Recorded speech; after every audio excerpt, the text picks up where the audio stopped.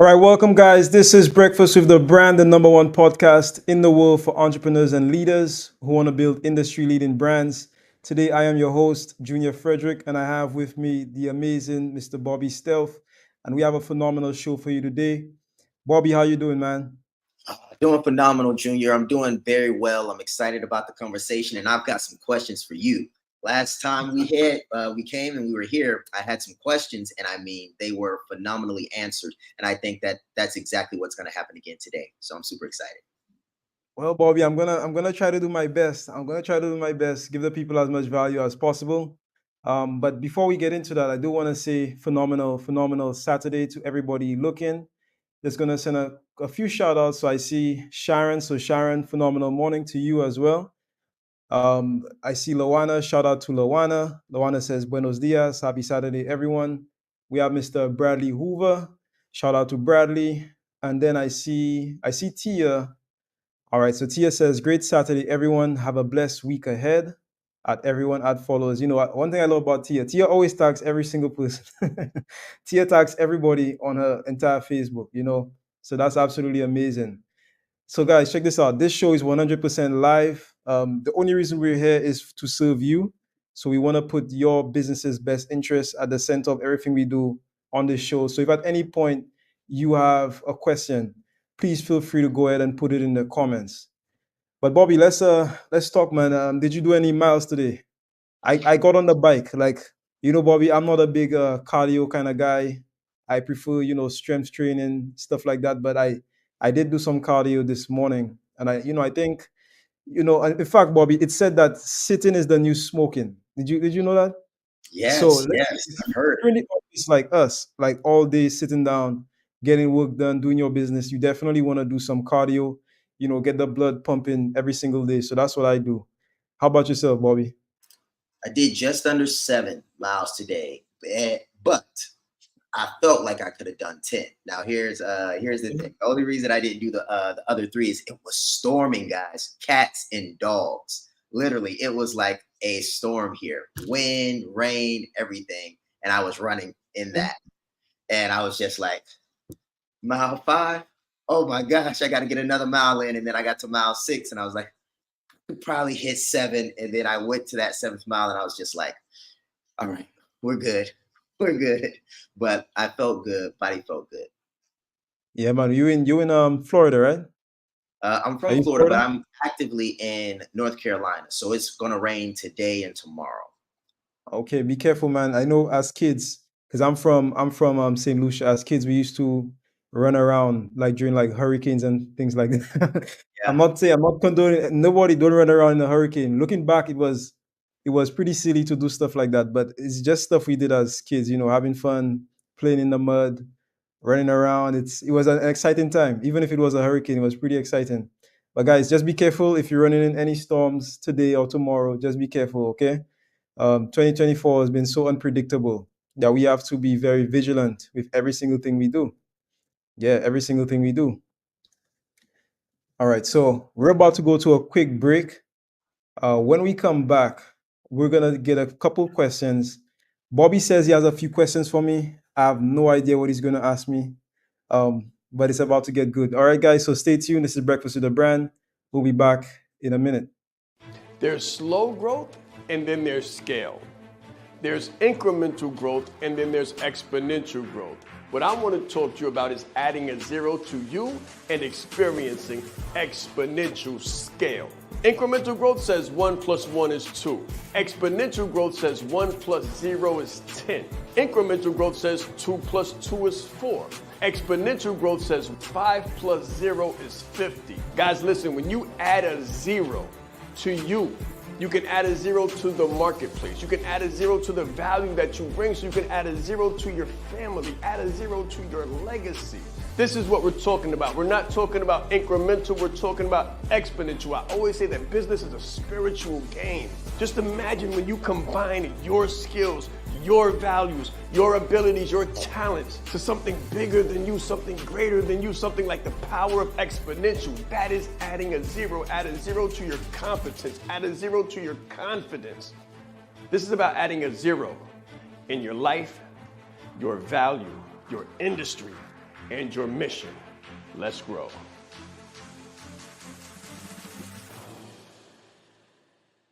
In brand clarity, exactly what you're gonna get is what it sounds like. Clarity for your brand. What is your color? What is your logo? What is your unique value proposition? Who are you speaking to? Why? How should you speak to them? How should I position myself? That's what you're gonna learn in brand clarity.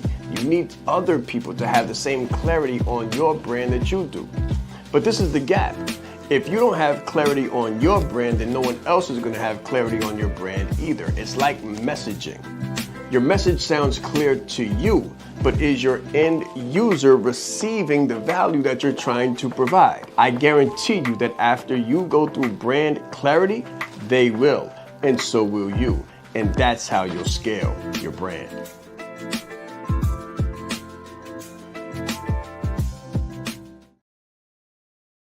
All right, guys. So we are back.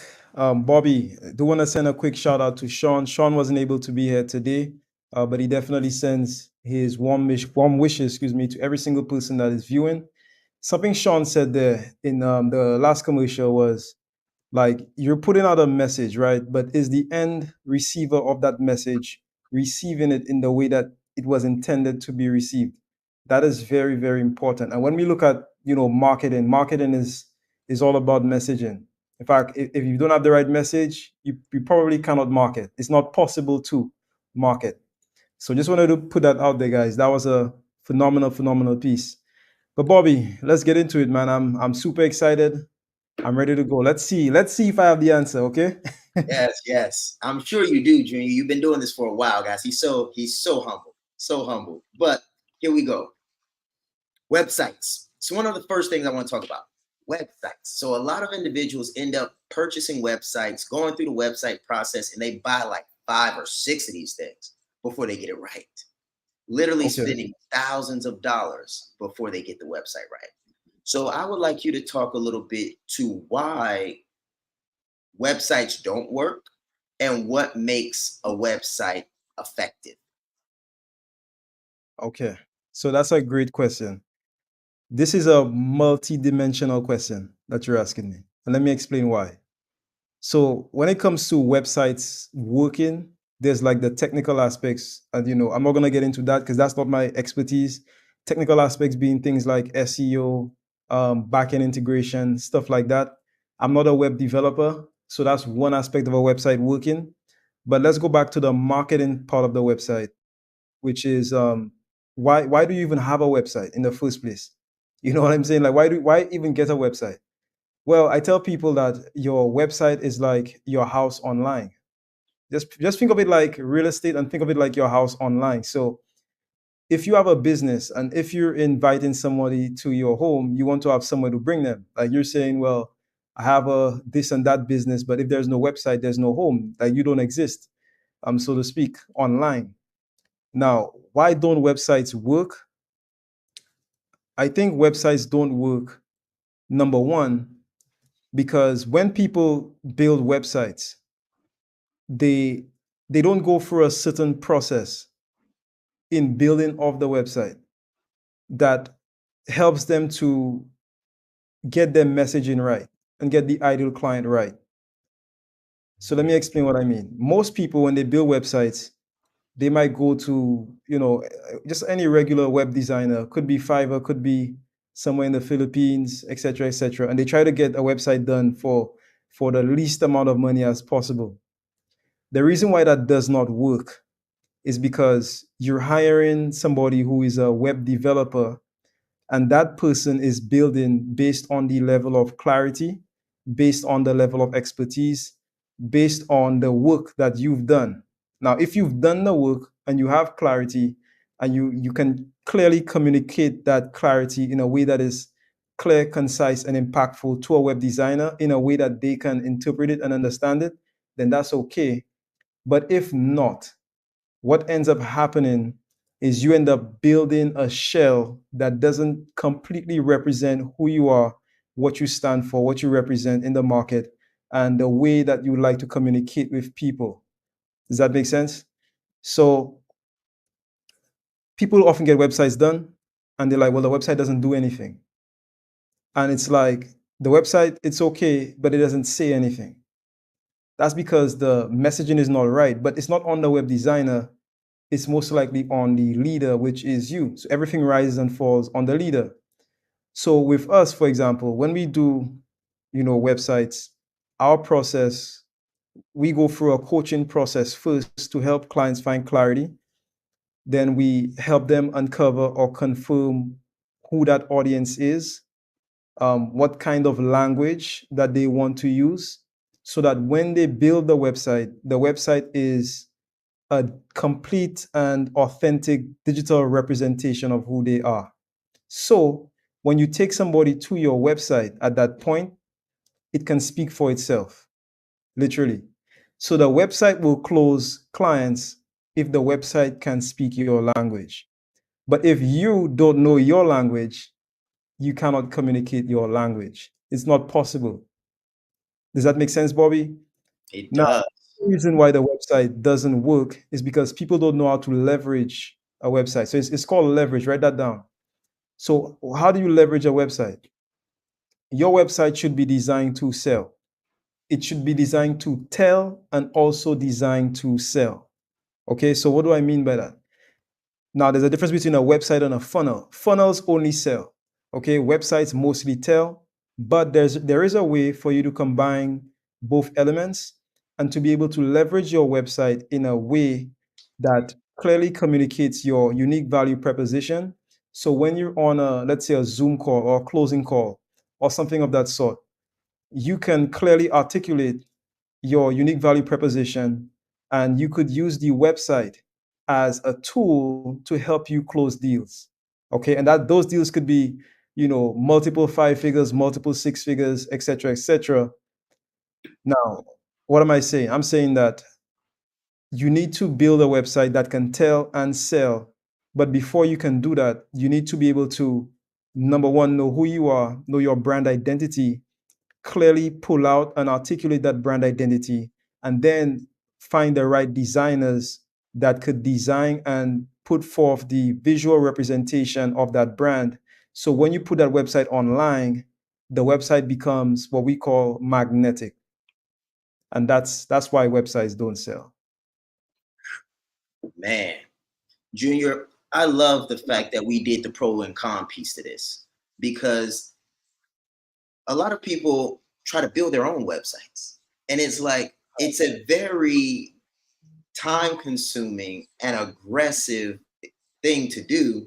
So why even do it in the first place? So I'm just happy that you went through that process. I got another question for you, Yeah. but that was just for the individuals that are like, yo, I'm about to build this thing myself. I'm like, why? Like, is that your expertise? If it's not, don't do it. Save yourself the time. Okay. So the next question I have is challenger brands. So a lot of people, I think, are wanting to be influencers. Nothing wrong with it. I think it's very important. However, a lot of us are standing for things that are controversial and not so politically correct. So, what is some of your advice on successfully growing a challenger brand as people want to shoot you down, nitpick about the things? I know you were recently reading Choose Your Enemies Wisely. Does that have anything to do with developing a challenger brand and how you can keep that brand alive? Right. So let's define challenger brand. So Bobby, my question to you is, I want to make sure I understand what you mean by challenger brand. And by the way, guys, if you're gaining value from this, I want you to put a number one in the chat. Let's get the conversation going. Let me know if I'm sounding too complicated. I try to break things down as simple as possible. But if you understand what I'm saying, just go ahead and put a number one. And also, if you have any questions, go ahead and put them in the comments as well. So, Bobby, can you like define what challenger brand means? I think I understand what you're saying, but I just want to make sure before I answer the question.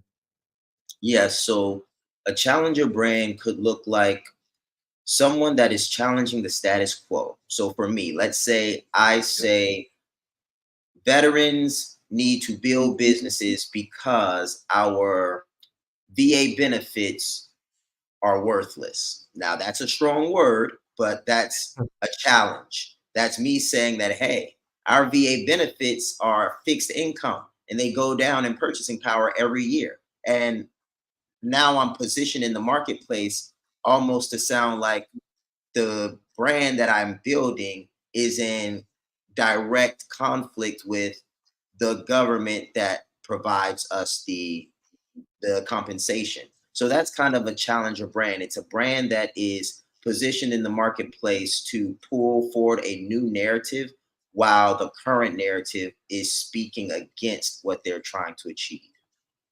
Okay. So your question is tips on building a challenger brand. Was that the question? Yes, keeping it alive, because let's say someone sees me and they're bigger because you're a challenger brand, so you're smaller in the marketplace, and they might want to stump you out. They might want to silence you. Uh-huh. They may want to say, "Hey." So how do you protect a challenger brand, the voice of a brand that might be a bit controversial? All right. So I'll use case study. Case study would be there is a company, it still exists, that used to sell like the dollar razors. Does anybody remember that? Put a number free if you remember that. It was like a subscription to a razor service, but the razors cost like $1 every month. So for $1 every month, you could get a razor, get your razors delivered to your home. So razors like shaving and stuff. So they target like guys. Now at the time they did it, they were going up against big brands, just like you're saying, like Gillette, the other big shaver brands. They were going up against them at that time, and they absolutely crushed them. So they started like Gillette had like 50 something percent market share. Then there was another one that had like 20%, and another one that had like, and then they came along, and at the end of the thing, they had like 70% market share. And why did that happen? The reason that happened was they said everything they were not. So, guys, write this down. In marketing, it is powerful to tell people who you are, but it's equally as powerful to tell people who or what you are not. So, when Bobby talk about a challenger brand, if you can do a challenger brand, I would say go for it. Go for it all the way. Because if you can tell people and clearly articulate what you are not, then it also tells people who you are. But you're also differentiating yourself from what already exists. We've seen it happen before, multiple times. The Razor brand is only one example, and I'm sure there are many other examples. So challenger brands are winning, and that's in all fields. So if you look at online, the online landscape right now, whether it's with politics, whether it's with media, whether it's with coaching, whatever it is, sales, the people that are winning right now are what you call disruptors. So disruptors are winning in politics. Disruptors are winning in the media. It's like social media, mainstream media. And now we have what we call the mainstream alternative media, which is basically any media that is not like CNN, Fox, NBC, stuff like that. Um, we see characters that are challenger brands winning in those spaces because it's the air of the influencer, it's the era of the influencer. And if you could clearly articulate the side that you're on, that's what we call magnetic marketing. You're pulling in some people, but you're pushing away other people. Now, when it comes to protecting yourself, I would say number one, don't try to compete with a big brand in the same way that they're marketing. Like, don't try to, like a lot of people, they see Nike, like they'll see Nike, doing some kind of advertisement and they feel like they can advertise like Nike. You don't have Nike's budget. You don't have Coca-Cola's budget. Don't try to be like them. So in marketing, we have the analogy of the Goodyear blimp. So you know the blimp. Now it's said that sometimes, like over the like Super Bowl and stuff, Goodyear used to like fly a blimp. I don't know if they still do it. And on that blimp, used to have Goodyear. Okay, Goodyear, the tire brand. And then when you fly a blimp, right over a stadium, you're betting that the people that see your sign in the sky, like they see your logo, you're betting that. So let's say the Super Bowl is in California, as just an example, and Bobby lives in Florida. Goodyear is betting that if Bobby goes to the Super Bowl in California and then he sees the blimp, when he's in Florida, and something happens to his tire, he's going to go to a Goodyear store in Florida. They're betting on that. But that is called advertising. That's not marketing. You don't you need to advertise, yes, but not in the same way. You as a small business owner, you need to know where every dollar is going, and you need to put every dollar to work to generate as much traction for your business as possible. So that's why we have direct marketing. So as you see, I'm a direct marketing consultant. So what that means is that you put out money and you get something in return in a way that is trackable, measurable, and repeatable so you can maximize your revenue and also your profit. Does that make sense? So I would say number one, don't try to compete with big brands in the same way. Start small, okay? Start within your budget, but also develop a brand. A brand is the number one thing to protect yourself in the market. In marketing, we call it marketplace protection. Marketplace protection, I'll give you a practical example. If you've been around Shaan long enough, you know that Shaan says things like phenomenal. He says things like let's grow. He says things like add a zero, stuff like that. Marketplace protection is once you've built a brand well enough that everybody understands your language, they understand your style, your unique brand style, that it can then not be duplicated by somebody else because the market already associates those things with you. So, what does this mean? This means that if you built a brand well enough and then another big brand comes to try to copy you and put you out of business, the marketplace is going to support you and say, hey, Nike, no, no, no, that's Bobby. Even if they're a bigger brand, people know you for doing that. So, perfect example, Usain Bolt. How many of you know Usain Bolt? Usain Bolt, put a number 5. If you know Usain Bolt from Jamaica, put number 5. Okay? So when Bolt won the Olympics, when he broke the record, Bolt did the famous lightning bolt sign, right?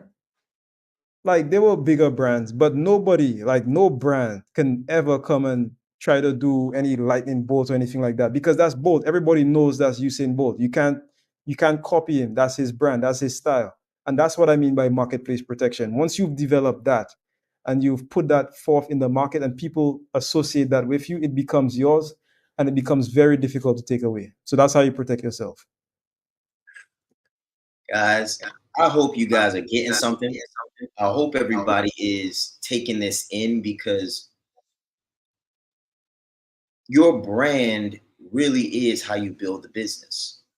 It's how you build the business because without getting too technical, money comes and goes, okay? And what I mean by that is clients come and go, customers come and go, projects come and go. So how do you keep a steady inflow of leads that are converting into customers and clients that are happy and excited to do business with you?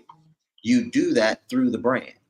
And that's why I believe brand development and brand protection is so powerful because all of us have these business cycles. And right now you might be in a up cycle or a down cycle in the sense that you're getting tons of leads and they're converting and everything as well. So I'll end with this. So far, we've talked about websites and challenger brands. The website will drive traffic to your appointment list if that's how you're setting your deals up, but it'll also tell and sell for you. Then we did the challenger brand piece, which is the marketplace protection, how you can position yourself. Now we're about to dive into email marketing.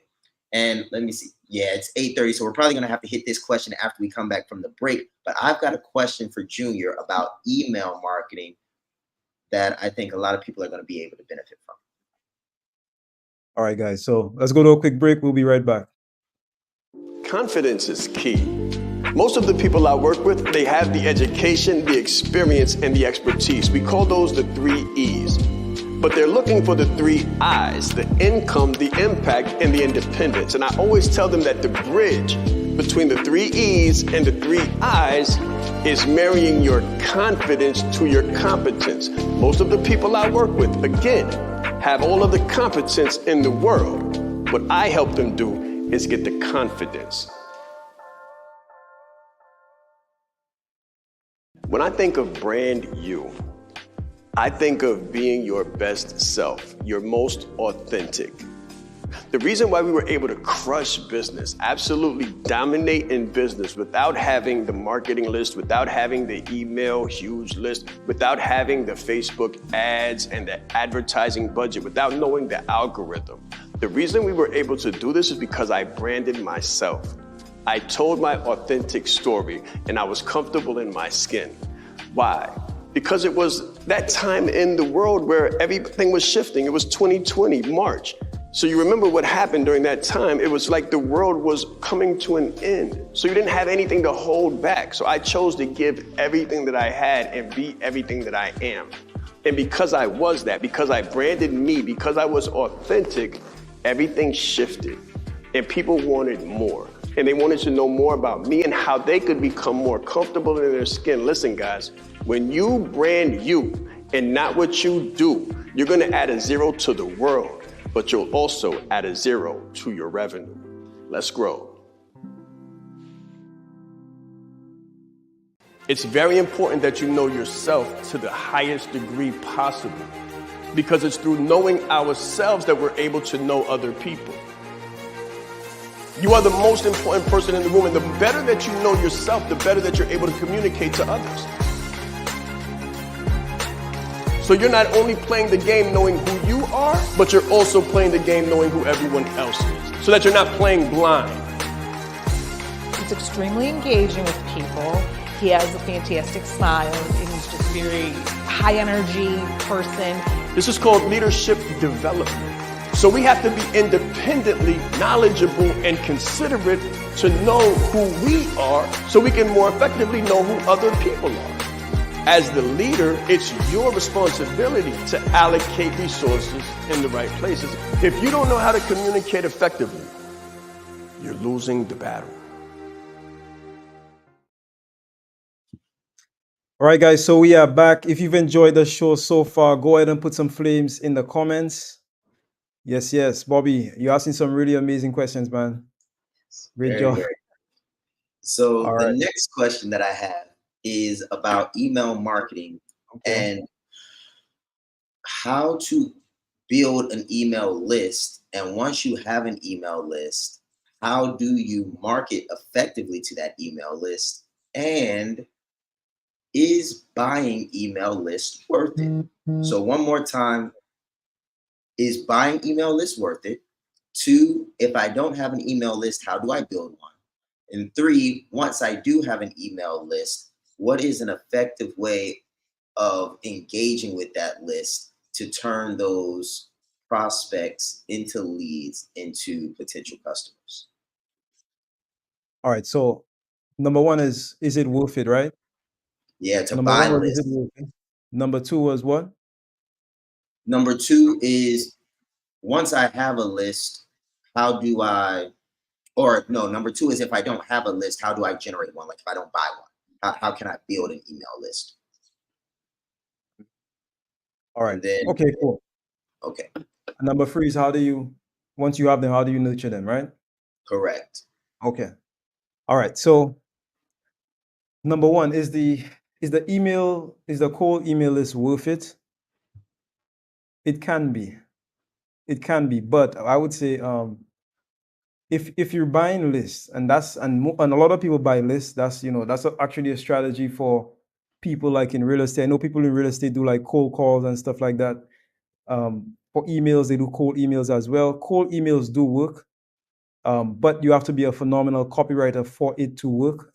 So I would say it can be worth it based on the kind of business you're in. Yes, it can be worth it, but you should always figure out, what strategy works best for you.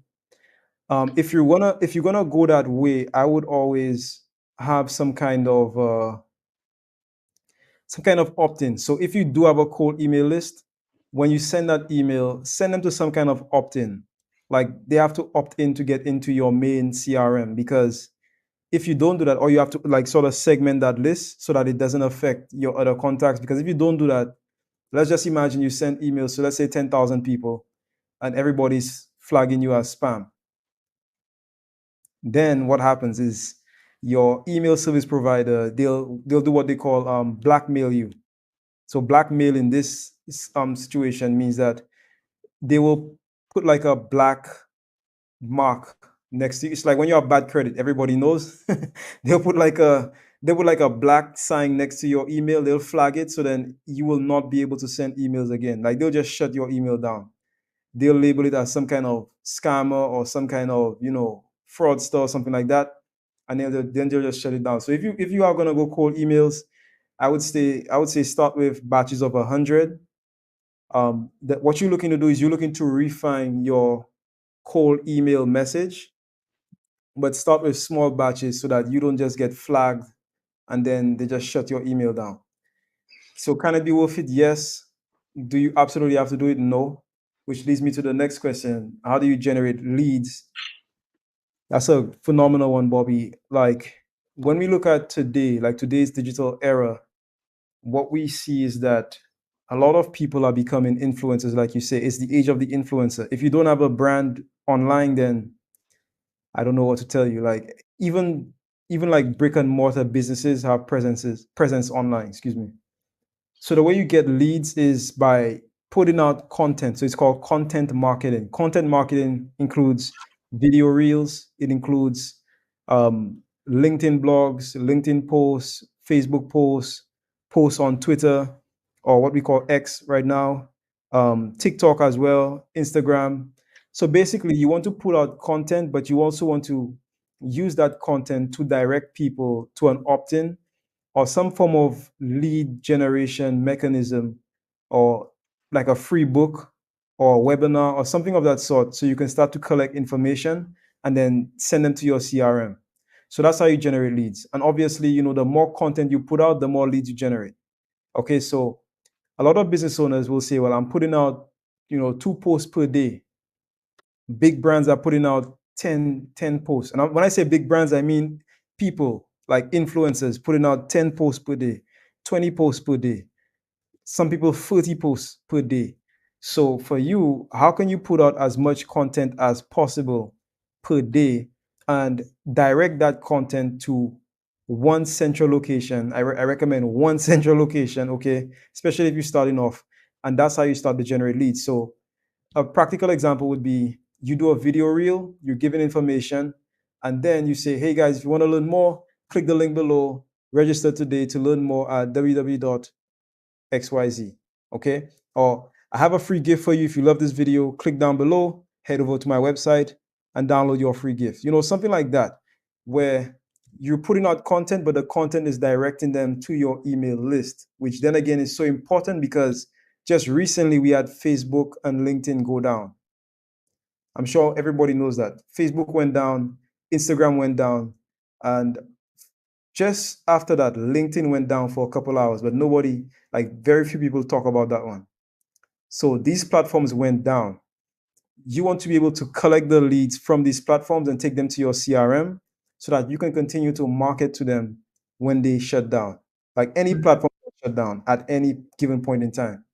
So that's how you generate leads today. That is one way. Another way to generate leads is, absolutely through partnerships. So who has the people that you want?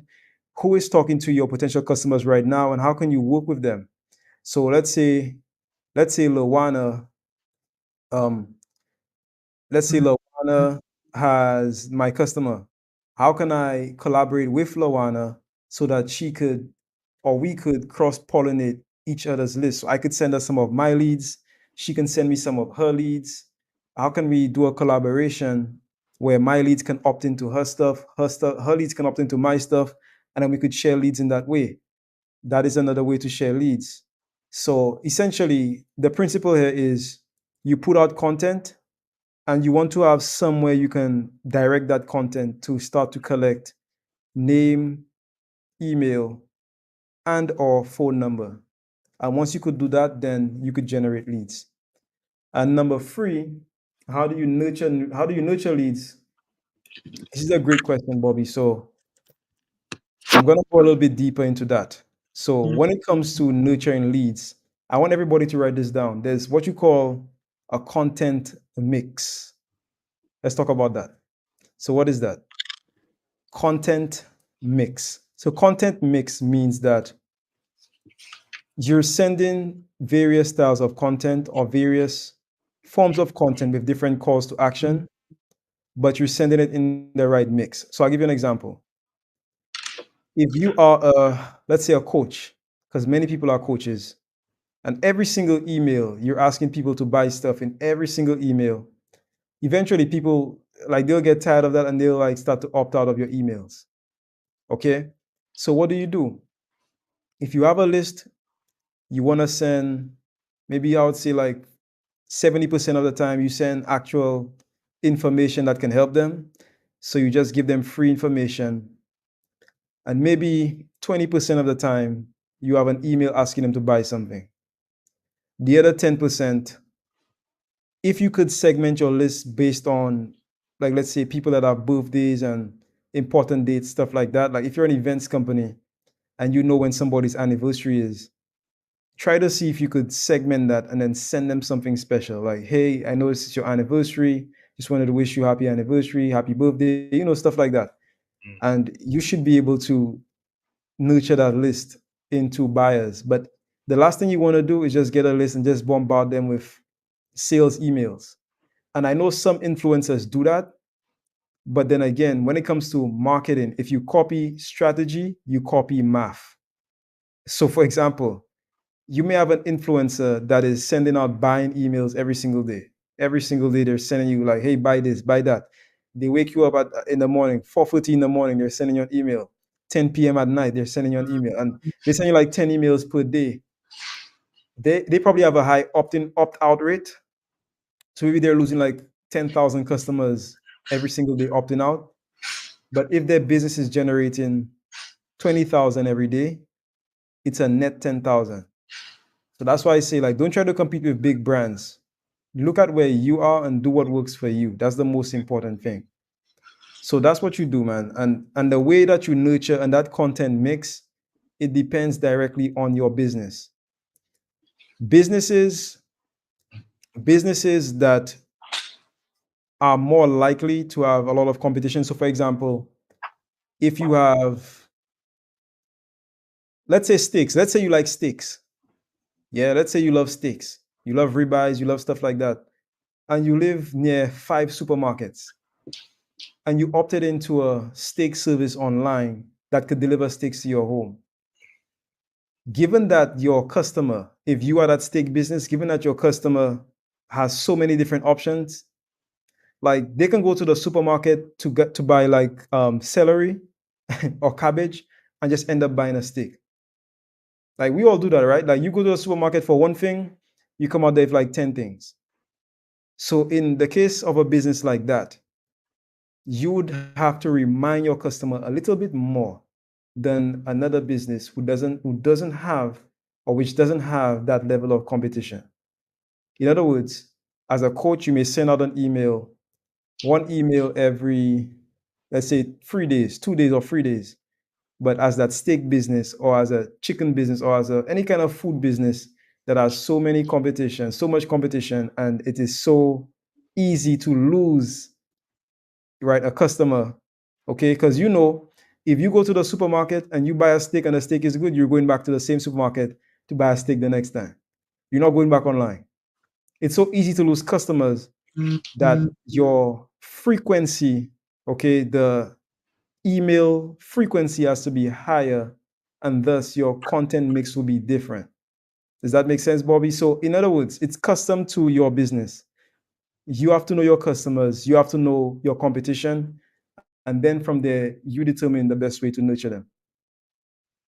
Wow. One thing I want to point out to the people is if this sounds and seems overwhelming, do not be overwhelmed, because a lot of the questions that I'm asking now can be found in Branded Like a Leader.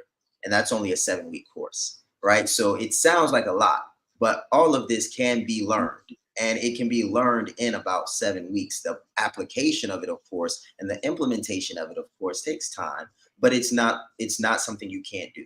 So I just saw Junior just going deep and giving you guys so much value. And as I was listening to him, it took me back to Branded Like a Leader. I had a flashback to the 501 framework where he brought up this image of like all these lines that were connected to I almost like lost my mind. It's a lot, but let me It tell you is, yeah. this.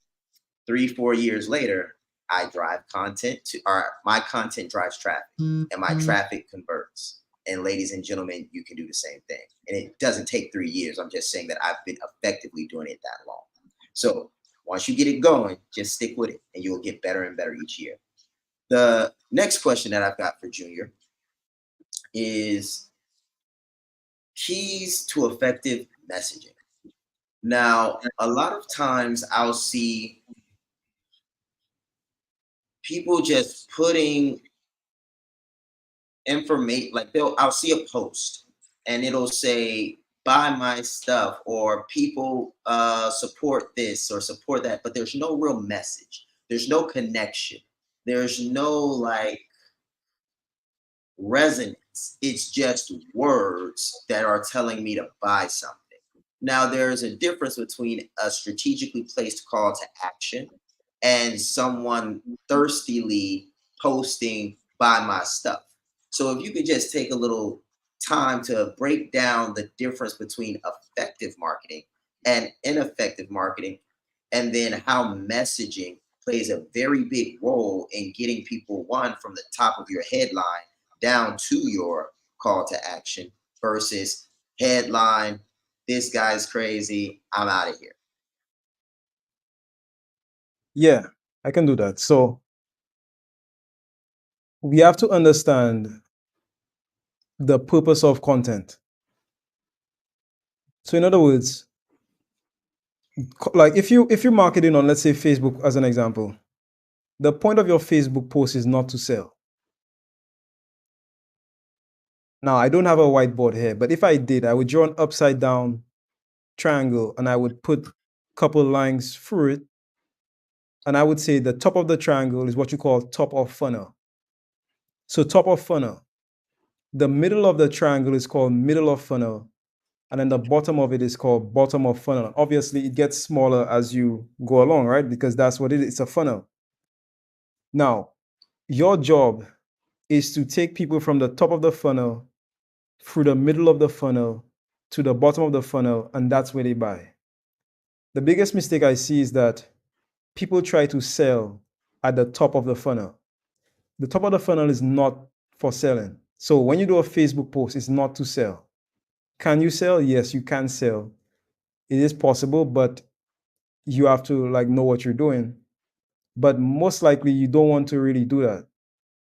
Okay? Unless it's like, I don't know, some kind of low ticket item like $19 or something like that. But most of the time, the proper way to do it is to put out a Facebook post. And what is the point of the Facebook post? You want to gain what we call awareness and interest. So gaining awareness, raising brand awareness or awareness of the product, and then sparking interest in the product. So as an example, I'll tell you. So Lawana put something a while ago. She said something about mortgage industry. So she's in the mortgage industry with one of her consulting businesses. And let's just say you were doing that kind of post, or let's just say real estate as an example, or anything at all, coaching, whatever you want to say. Then your Facebook post or your LinkedIn post is supposed to raise awareness and gain interest in your coaching business or your mortgage business by presenting them with a unique value proposition, but not necessarily saying what it is. Because there has to be curiosity, some level of curiosity to make me want to click. So, for example, I might say something like, if you want to learn the secret to, or are you a real estate agent who wants to discover the secrets to marketing your business online? Are you frequently distressed about finding leads and converting those leads into buying customers? Have you tried all coaches, consultants, and online programs, but nothing has seemed to work?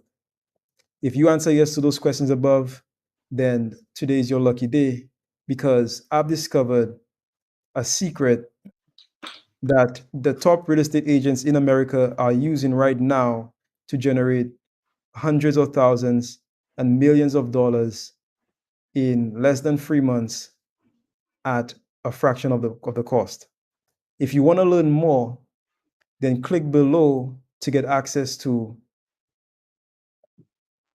my secret ebook detailing the secrets of the wealthy in real estate.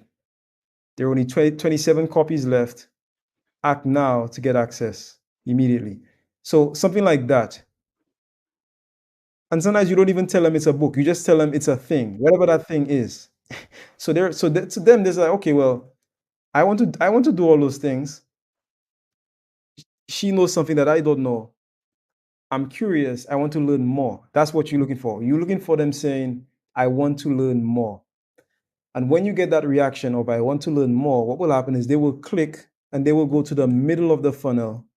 Now, in the middle of the funnel, after you have awareness and interest, the middle of the funnel is all about education. So, as an example, somebody might click a link and then end up on a webinar.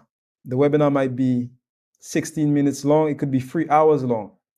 And in that 16 minutes, you're revealing that secret.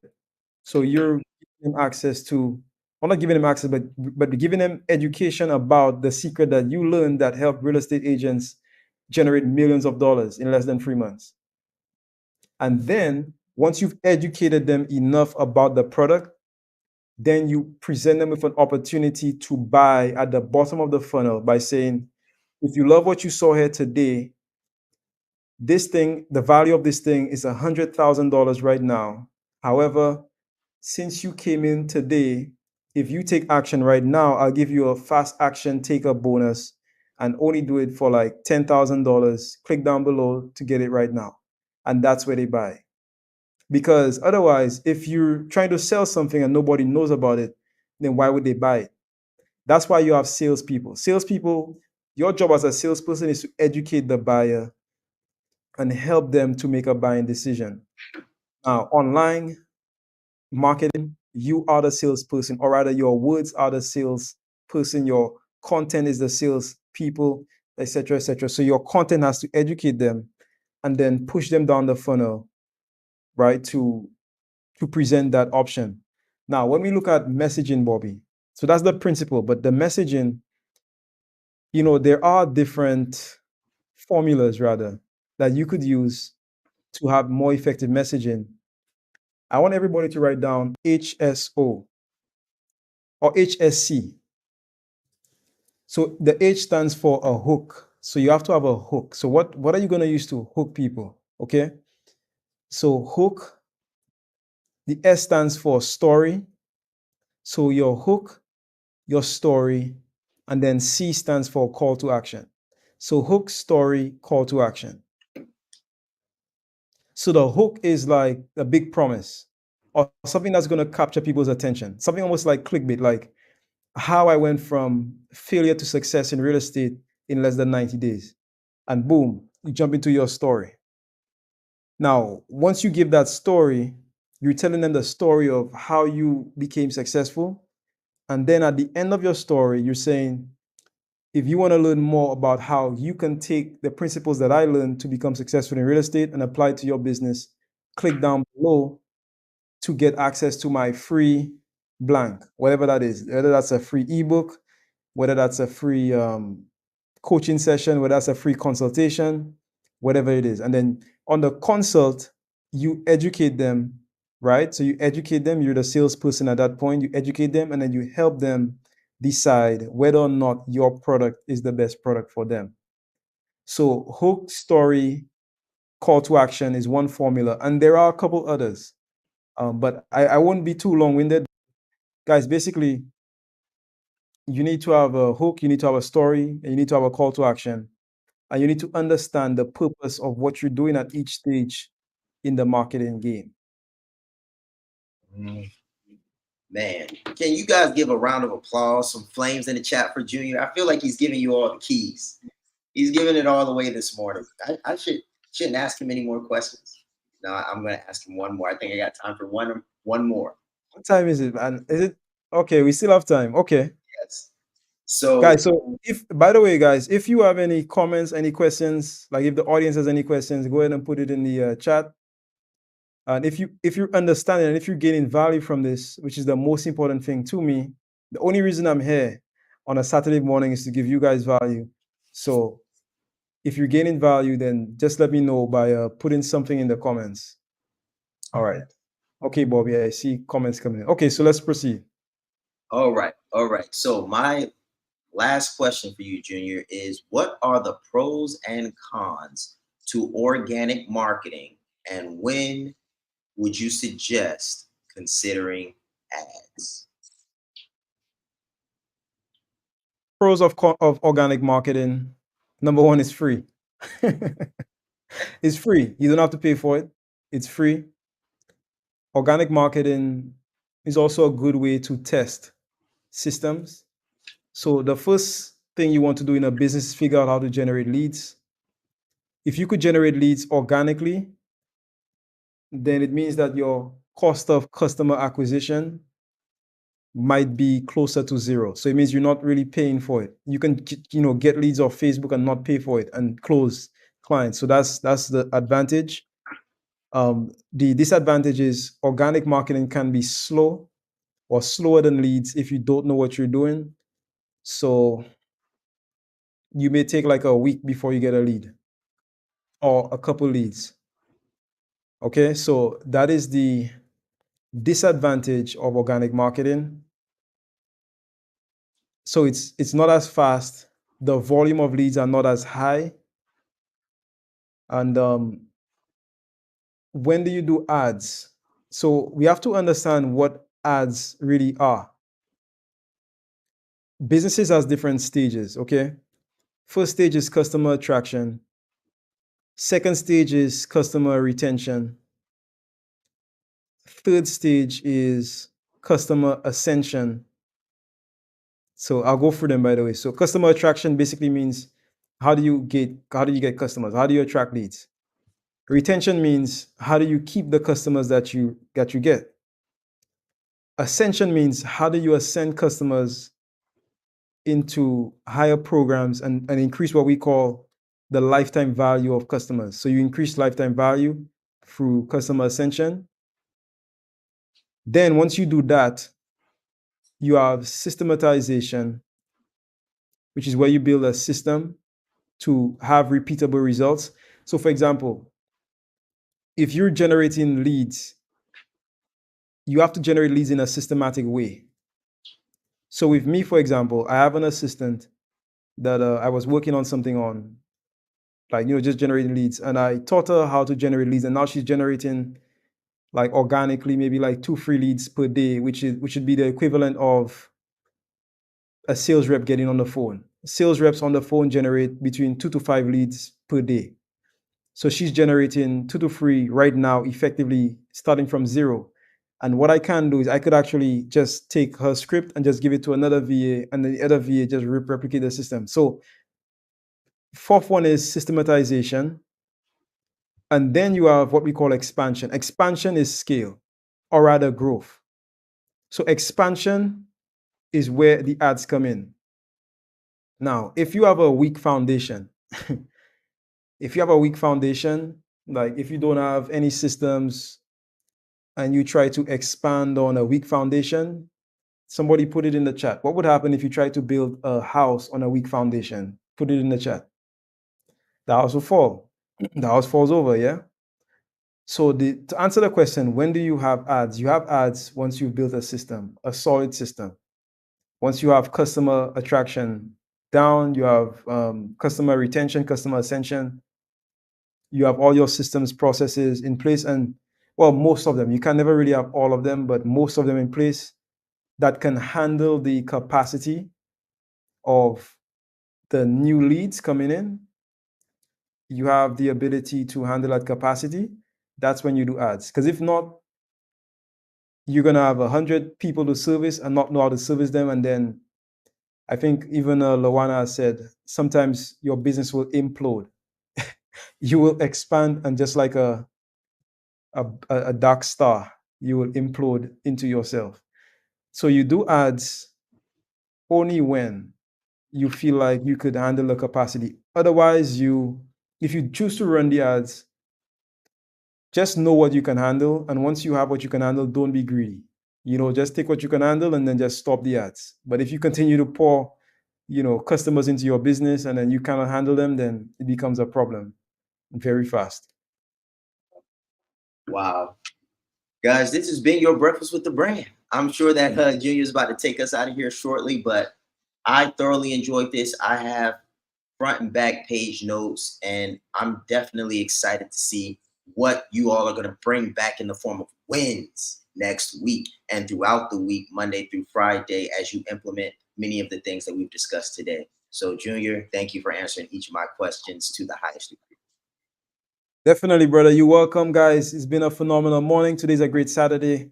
Let's go out and make it even better. Have a phenomenal day. If you need anything, if you need assistance with anything that I've spoken about, please reach out to myself, or you could reach out to Bobby, or you could reach out to Shaan. Just send Shaan a message if you are connected with him on any of his platforms, and somebody from our team will receive that message and then we'll get in touch with you. All right. So have a phenomenal day and speak soon. Let's grow.